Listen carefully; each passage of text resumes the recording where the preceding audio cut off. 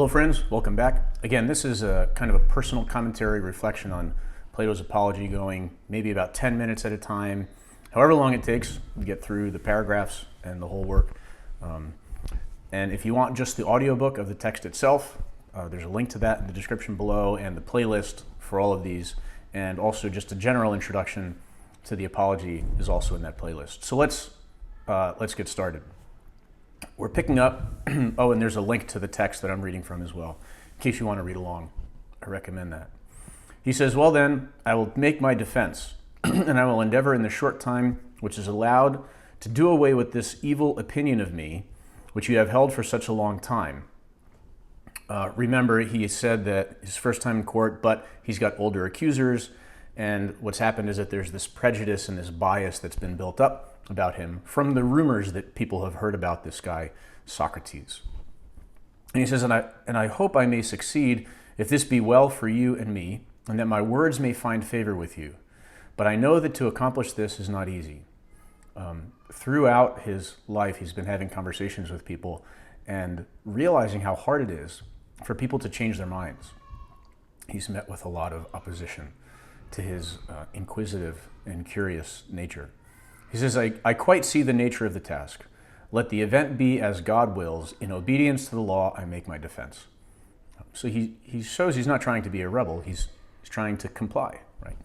And it's going to come out later on that you see really he's trying to be obedient to what he believes is a divine command for him to philosophize. I will begin at the beginning and ask what the accusation is, which has given rise to this slander of me, and which has encouraged Mellitus to proceed against me. What do the slanderers say? So again, there's no formal charge here. He's boxing with shadows. It's just this impression that people have of him. They shall be my prosecutors, and I will sum up their words in an affidavit. So he's kind of making up what the affidavit might be. Socrates is an evildoer and a curious person who searches into things under the earth and in heaven, and he makes the worse appear the better cause. So remember, that means taking something bad and making it look good. And he teaches the aforesaid doctrines to others. So he teaches other people to be kind of over-curious and to be deceivers. That is the nature of the accusation, and that is what you have seen yourselves in the comedy of Aristophanes. So Aristophanes wrote a play called The Clouds, where Socrates floats down in this cloud, and they're trying to measure how far a flea can jump, and just things like that, ridiculous. So who has introduced a man whom he calls Socrates, going about and saying that he can walk in the air and talking a deal of nonsense concerning matters of which I do not pretend to know either much or little. So he's, and a lot of it had to do with natural philosophies. Not that I mean to say anything disparaging of anyone who is a student of natural philosophy. I should be very sorry if Mellitus could lay that to my charge. But the simple truth is, O Athenians, that I have nothing to do with these studies. So he's saying the things that are presented in the play of Aristophanes, he really doesn't have anything to do with that. That's not what he's interested in. He's concerned about justice and virtue and freedom, these kinds of ideas. Very many of those here present are witnesses to the truth of this, and to them I appeal. So he's saying that there are people in the audience here who have been around to hear me examine other people and examine when I'm philosophizing and discussing things with people, and they will attest to the fact that I don't look into those things. He says, "Speak then, you who have heard me, and tell your neighbors whether any of you have ever known me to hold forth in few words or in many upon matters of this sort." And then, there's an ellipsis, so theoretically people are saying and affirming what Socrates is asking them to say. And he says, "You hear their answer, and from what they say of this, you will be able to judge of the truth of the rest." Okay, so hopefully people are being convinced by this. But it's tough to tell. "As little foundation is there for the report that I am a teacher and take money, and that is no more true than the other." So, accusation that he would be taking money, he'd be charging a fee, which is what a lot of people did. The rhetoricians, the teachers of rhetoric, people would pay them a fee, and they would educate. He says he's never done this. He says, although if a man is able to teach, I honor him for being paid. Remember, Socrates says that he doesn't know, so why would he accept payment? Because he doesn't know. There is Gorgias of Leontium, and Prodicus of Cius, and Hippias of Elis, who go the round of the cities and are able to persuade the young men to leave their own citizens, by whom they might be taught for nothing, and come to them, whom they not only pay, but are thankful if they may be allowed to pay them. So there are these teachers, he's just named, they go around from city to city, and young men will pay them. They'll want to become students of these people to pay them, rather than being taught for nothing, like as Socrates says, by just the people of the city. They go and it's kind of like we go to college and we want this, like, oh, I want to give money to the university or to the college or to this professor so I can learn from them. He says, there is actually a Parian philosopher residing in Athens of whom I have heard. And I came to hear of him in this way. He's going to tell a story. I met a man who has spent a world of money on the sophists. Sophists are the people who claim to be wise, who charge things, right? Callias, the son of Hipponicus. And knowing that he had sons, I asked him, Callias. So he goes to Callias and he says, Callias, I said, if your two sons were foals or calves, so a baby horse or a baby cow, there would be no difficulty in finding someone to put over them. And we should hire a trainer of horses, or a farmer probably, who would improve and perfect them in their own proper virtue and excellence. Interesting, right? So if you have people do this with dogs, I think, quite a bit nowadays. They get a dog, and then they give them to a dog trainer. They hire a dog trainer, and the job of the dog trainer is to help that dog become the best version of itself, to become excellent, right? Proper virtue and excellence. That's a related word in the Greek, arete, right?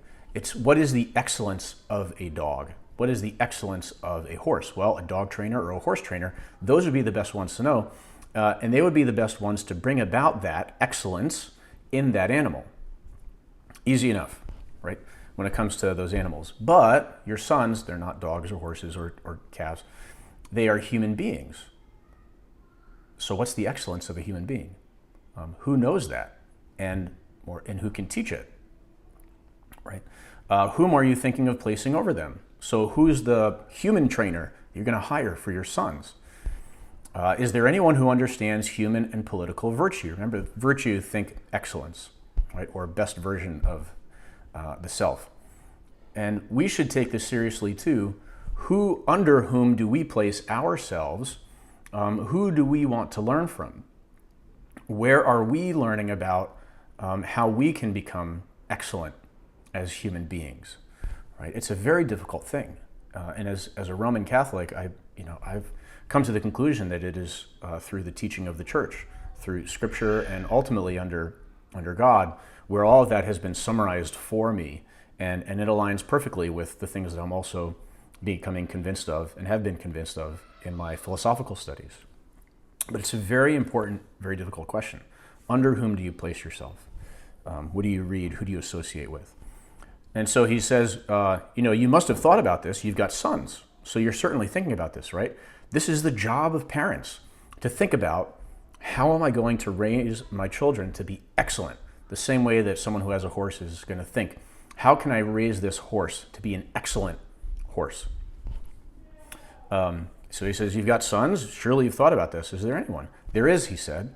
Who is he, I said, and of what country, and what does he charge?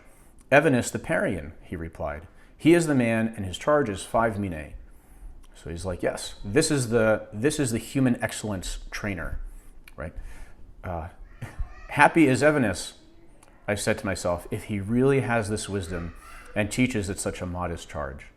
Okay, so if someone really does know the truth about human excellence, true justice, right? True happiness, the nature of what it means to be a human being, that person is truly happy, he says. And that is an incredibly valuable thing. And so he should be charging lots of money, because that's the most important thing in life, to know about human excellence, right? Human virtue, political virtue. Again, justice and freedom and happiness and the nature of the human person.